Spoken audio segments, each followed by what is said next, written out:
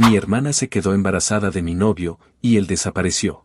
Mis padres me culparon a mí y me enviaron un correo titulado Gastos del bebé, más de $20,000. Solo me reí en su cara y les dije: soy Laura, tengo 28 años y siempre he trabajado duro para salir adelante. Desde que terminé la universidad, conseguí un buen trabajo en marketing digital. No estoy forrada en dinero, pero gano lo suficiente para pagar mi departamento, darme algunos gustos y vivir sin depender de nadie. Estoy orgullosa de ser independiente, pero si hay algo de lo que me arrepiento, es de haber estado con Diego, mi exnovio, más por lástima que por amor. Ese fue mi gran error. Conocí a Diego hace 3 años en un café. Era todo sonrisas, palabras bonitas y una actitud de tengo el mundo a mis pies. Pero pronto vi la realidad. Diego no tenía trabajo ni planes claros. Decía que buscaba algo a su nivel, pero siempre había una excusa: el sueldo era bajo, el puesto no era para él o no era el momento. Pensé que solo necesitaba un empujón, que yo podía ayudarlo. Me dio pena verlo tan perdido, así que me quedé con él. Qué tonta fui, no estaba con Diego por lo que podía darme, porque no daba nada. Yo pagaba todo, las salidas, las cuentas, hasta la ropa que usaba para sus entrevistas. Me quedaba con él porque creía que sin mí se derrumbaría. Pensaba que podía arreglarlo, que con tiempo encontraría su camino. A veces me hacía reír o me escuchaba, y eso me hacía pensar que valía la pena. Pero en el fondo, sabía que no era suficiente. Mi error fue dejar que la lástima me mantuviera a su lado. Mis padres veían a Diego como un premio gordo. Desde que lo presenté en casa, pensaron que venía de una familia rica. No sé por qué. Tal vez porque hablaba con seguridad o usaba ropa decente, que yo compraba. Mi mamá estaba obsesionada. Laura, no dejes ir a ese hombre, me decía. Es un partidazo. Y por partidazo querían decir una cosa: un hijo. Un bebé con el que asegura todo, me dijo mi papá una vez, mientras comíamos. Me reí. ¿Un bebé? ¿Con qué, papá? Pero ellos insistían. No importa, su familia debe tener dinero. Los miraba como si estuvieran locos. ¿Un hijo con alguien que no aportaba? Jamás. Sabía que Diego no era lo que ellos pensaban, y me negaba a caer en esa idea. Mi hermana menor, Carla, de 24 años, era otro problema. Cada vez que Diego iba a casa, ella coqueteaba sin disimulo. Se reía de sus chistes tontos, le tocaba el brazo, le hacía ojitos. Yo lo veía, pero no le daba importancia. Es solo Carla, pensaba. Diego me decía que no le prestara atención, que solo quería molestarme. Y yo le creía. Pensé que su interés era por la misma idea de mis padres, que Diego tenía dinero. Qué equivocada estaba. Seguí con Diego, no por amor ni por un futuro juntos, sino por lástima. Creía que era mi responsabilidad ayudarlo. Qué error tan grande. Hace un mes, todo cambió. Mi empresa me envió a un viaje de negocios a otra ciudad. Iba a hacer una semana de reuniones importantes. Les dije a mis padres y a Diego que estaría fuera 7 días. Diego no puso problemas. Tranquila, amor, concéntrate en tu trabajo, me dijo con esa sonrisa que ya no me convencía. Mis padres tampoco hicieron drama. Aprovecha, Laura, dijo mi mamá. Así que hice mi maleta, tomé un avión y me fui. El viaje fue un éxito. Cerramos un trato grande, y todo terminó 3 días antes de lo planeado. Decidí volver sin avisar, pensando que sería una sorpresa. Llegaré y descansaré, me dije mientras el avión aterrizaba. Estaba agotada, pero contenta. Llegué a la ciudad de noche. Tomé un taxi a la casa de mis padres, donde Diego se estaba quedando. Decía que no le gustaba estar solo en mi departamento. Mejor me quedo con tus papás, me había dicho. No le di importancia. Cuando llegué, la casa estaba en silencio. Eso me pareció raro. Mis padres siempre están en la sala, viendo televisión o hablando. Estacioné, saqué mi maleta y abrí la puerta con mi llave. Mamá, papá, ya llegué, grité. Nada. La sala estaba vacía, las luces apagadas. Pensé que habían salido. Dejé mi maleta y subí las escaleras, llamándolos. Mamá, papá, ¿dónde están? El segundo piso estaba igual de callado. La puerta de la habitación de mis padres estaba cerrada, y no se oía nada. Pensé que dormían. Entonces, me acerqué a la habitación de Carla. La puerta estaba entreabierta. Carla, ¿estás ahí?, dije mientras empujaba la puerta. Lo que vi me dejó helada. Carla estaba en su cama, despeinada, sin ropa, tapada solo con una sábana. Sus ojos se abrieron de golpe cuando me vio. Laura, ¿qué haces aquí?, balbuceó, nerviosa. Sus manos apretaban la sábana con fuerza. Algo estaba mal. Mi estómago se hizo un nudo. ¿Qué pasa, Carla?, pregunté, acercándome. Ella intentó hablar, pero solo tartamudeó. Entonces, vi que había alguien más bajo la sábana. Mi corazón empezó a latir rápido. Sin pensarlo, jalé la sábana, ahí estaba, Diego. Mi novio. En la cama de mi hermana. Sin camisa, con el pelo revuelto, mirándome con pánico. Por un segundo, no pude moverme. Solo podía verlos, juntos, como si yo no existiera. ¿Qué es esto?, grité, mi voz temblando. Diego intentó levantarse, diciendo: Laura, no es lo que piensas. Pero no lo dejé hablar. No me digas eso. Los vi. Estás con mi hermana, le dije, señalando a Carla, que seguía callada, mirando al suelo. Carla finalmente habló. Laura, lo siento, empezó, pero la corté. Cállate. No quiero escucharte, grité. Mi cabeza era un caos. Todo lo que había soportado por Diego, por lástima, se derrumbaba. Qué tonta fui, mire a Diego. Fuera. Ahora, le dije, apuntando a la puerta. Él trató de tomar su ropa, pero no podía verlo. Te dije que te fueras. Diego agarró sus cosas a medias y bajó corriendo las escaleras. Miré a Carla. Estaba temblando, aún tapada con la sábana. Quería gritarle, preguntarle por qué me traicionó. Pero no pude. Solo sentí un vacío. Sin decir nada, salí de la habitación, cerrando la puerta, bajé, tomé mi maleta y salí de la casa. No sabía a dónde iba, pero no podía quedarme ahí. No después de lo que vi. Cuando salí de la casa de mis padres, con mi maleta en la mano y el corazón hecho pedazos, no sabía a dónde iba. Solo quería alejarme de ese lugar, de Carla, de lo que había visto. Conduje hasta mi departamento en automático, como si mi cuerpo supiera el camino aunque mi mente estuviera en otro lado. Al llegar, dejé la maleta en la entrada, me senté en el sofá y me quedé mirando la pared. Fue entonces cuando todo me golpeó. ¿Por qué me quedé con Diego tanto tiempo? No era amor, no era ilusión por un futuro juntos. Era una lástima. Lástima por un hombre que no tenía nada que ofrecer, que vivía de mis esfuerzos mientras yo me engañaba pensando que podía ayudarlo. Me sentí tan estúpida. Le di 3 años de mi vida a alguien que no valía la pena, que nunca se esforzó por ser mejor, que me traicionó con mi propia hermana. Me arrepentí de cada momento que le di, de cada oportunidad que le ofrecí. Ese fue mi error, y ahora lo pagaba caro.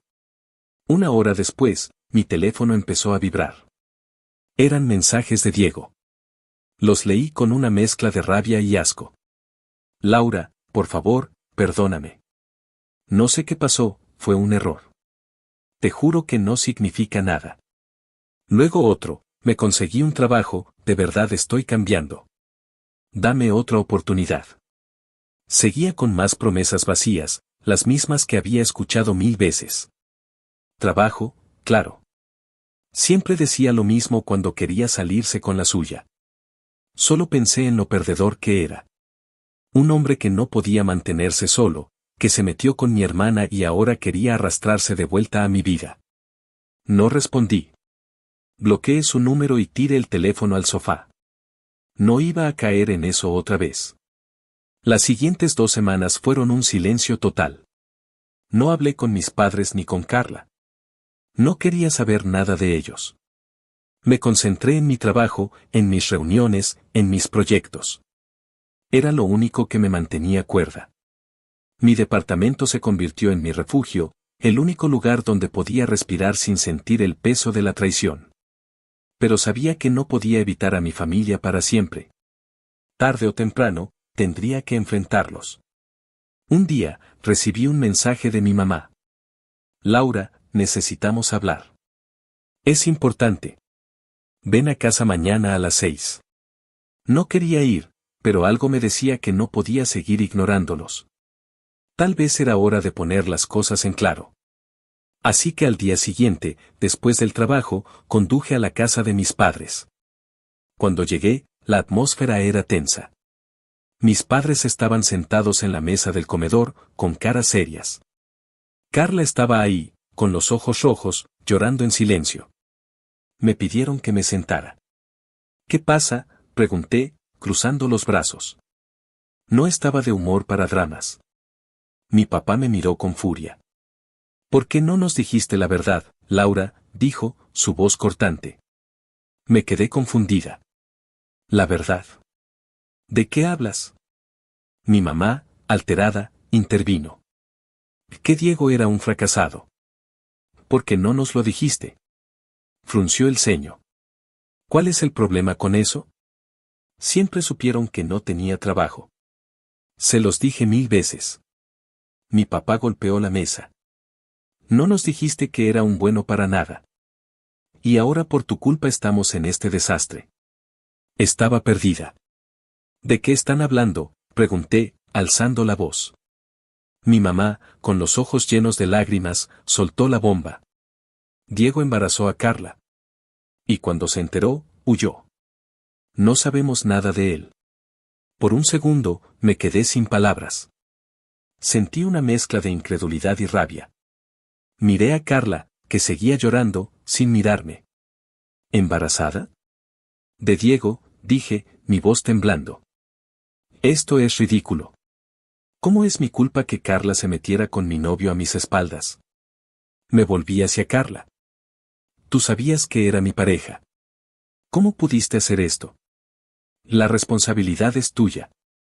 Ella sollozó más fuerte, pero no dijo nada. Mi papá la defendió. No le hagas así a tu hermana. Está pasando por algo difícil. Entonces, soltó algo que me dejó helada.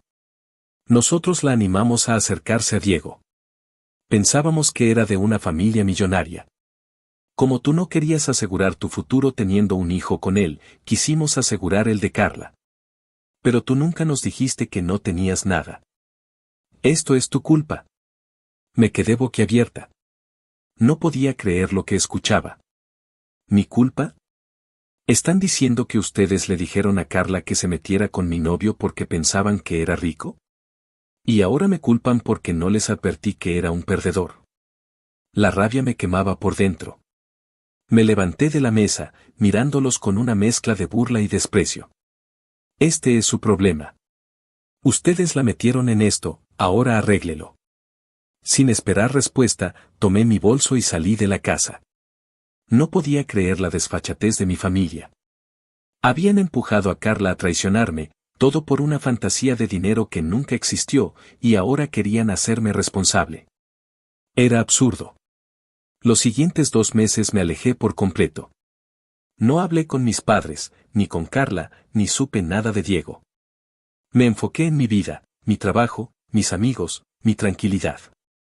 Estaba empezando a sanar, a dejar atrás el dolor de la traición. Pero, como siempre, mi familia tenía que volver a meterse. Un día, recibí un correo de mi papá. El asunto decía, gastos del bebé. Lo abrí, pensando que era alguna broma. Pero no. Era una lista detallada de los gastos proyectados para el parto de Carla y el primer mes del bebé, citas médicas, ropa, cuna, todo.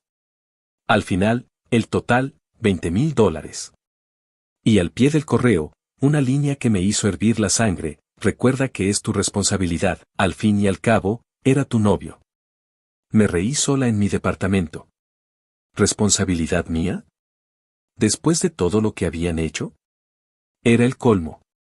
Ignoré el correo y seguí con mi vida. No iba a caer en su juego. Una semana después, tocaron la puerta de mi departamento. Eran mis padres.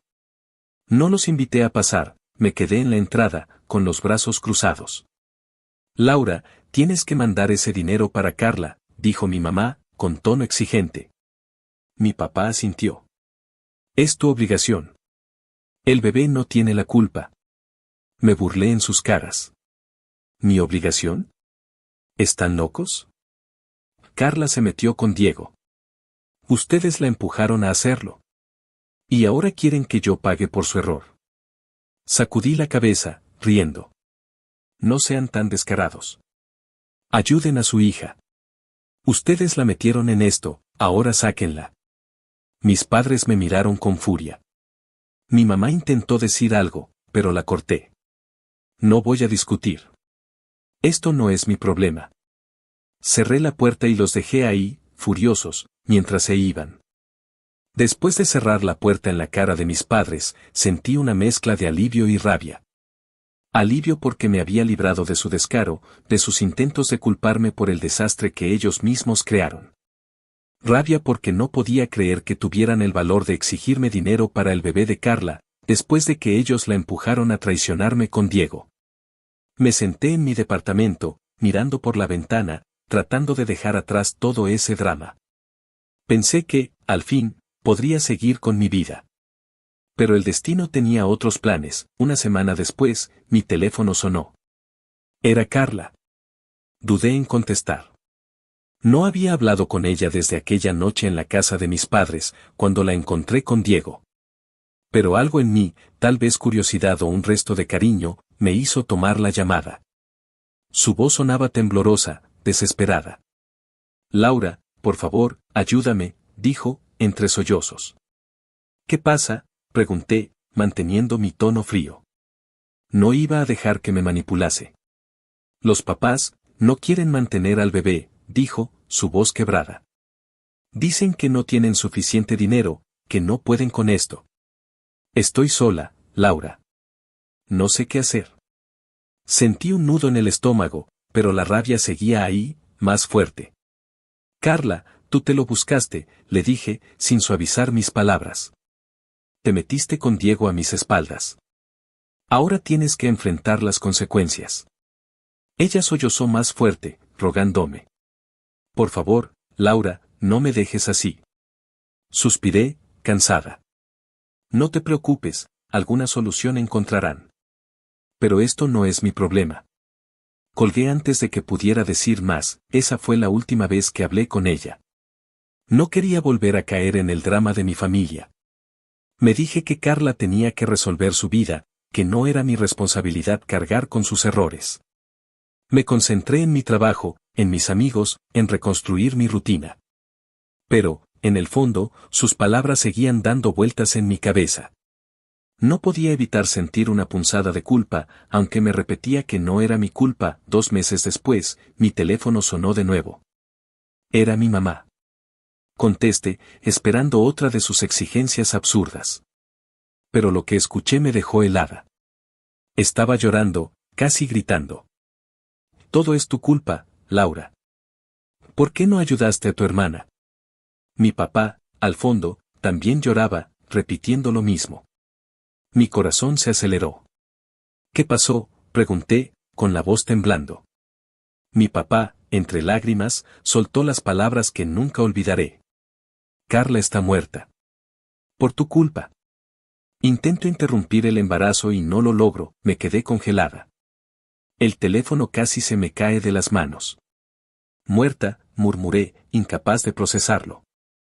Recordé la voz de Carla, suplicándome ayuda, diciendo que estaba sola. Las palabras se repetían en mi mente como un eco cruel. Colgué sin decir nada más. Me senté en el suelo, con la mirada perdida, sintiendo un vacío que no podía explicar. ¿Cómo había pasado esto? Como había llegado todo tan lejos, los días siguientes fueron una niebla. No podía comer, no podía dormir. La imagen de Carla, su voz desesperada, me perseguía. Me preguntaba si, tal vez, había podido hacer algo. Si haberla escuchado, haberle dado una mano, habría cambiado las cosas. Pero luego recordaba su traición, la manera en que se metió con Diego, y la rabia volvía. Estaba atrapada entre la culpa y el enojo, sin saber cómo seguir. 3 días después, alguien tocó la puerta de mi departamento. Eran 2 policías. Señorita Laura, necesitamos hacerle unas preguntas, dijo uno de ellos, con tono serio. Me senté con ellos en la sala, confundida. Me preguntaron si había tenido contacto con Carla en los últimos días, si sabía algo de su situación. Luego, me preguntaron sobre la relación de Carla con mis padres. No tenía nada que ocultar, así que les conté todo. Les hablé de la traición de Carla con Diego, de cómo mis padres la habían empujado a hacerlo pensando que él era rico.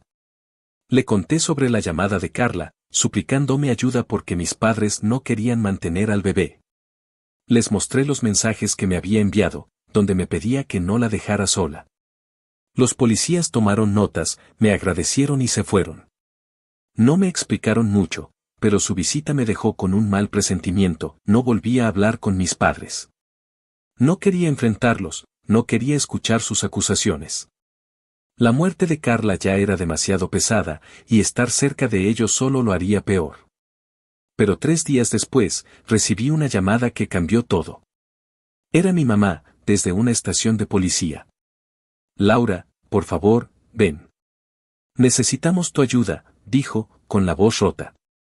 No quería ir, pero algo me dijo que tenía que saber qué estaba pasando. Conduje hasta la estación, con el estómago en un nudo. Cuando llegué, vi a mis padres esposados, sentados en una sala de interrogatorios. Sus rostros estaban hinchados de tanto llorar. Un policía se acercó y me explicó la situación. Después de la autopsia de Carla y de revisar la casa de mis padres, encontraron pruebas de algo horrible. Mis padres, con ayuda de cloroformo, habían sedado a Carla mientras dormía y la llevaron a un médico clandestino para interrumpir su embarazo. El procedimiento salió mal y Carla murió por complicaciones. El médico fue arrestado, pero mis padres eran los principales responsables. Me quedé en shock. Mis piernas temblaban y sentí que el aire se me escapaba. ¿Qué hicieron?, murmuré, mirando a mis padres. Ellos no me miraron, solo bajaron la cabeza. La rabia explotó dentro de mí. Son unos asesinos, les grité, con lágrimas corriendo por mi cara. Carla les pidió ayuda y ustedes la mataron. No podía soportar estar ahí. Salí corriendo de la estación, ignorando los gritos de mi mamá pidiéndome que volviera. Llegué a mi departamento y me derrumbé. Lloré como nunca antes, abrazando mi teléfono, mirando los mensajes de Carla. Por favor, ayúdame, decía uno. No sé qué hacer, decía otro. Cada palabra era un cuchillo en mi pecho. Ella me había pedido ayuda, había puesto sus últimas esperanzas en mí, y yo la dejé sola. No importaba que me hubiera traicionado, que hubiera roto mi confianza. Era mi hermana, y ahora estaba muerta. Me sentía atrapada en un torbellino de culpa, dolor y arrepentimiento. 2 semanas después, me enteré por las noticias de que mis padres habían sido condenados. 40 años de prisión para cada uno. El médico clandestino recibió 20 años. La justicia había llegado, pero no me sentía mejor.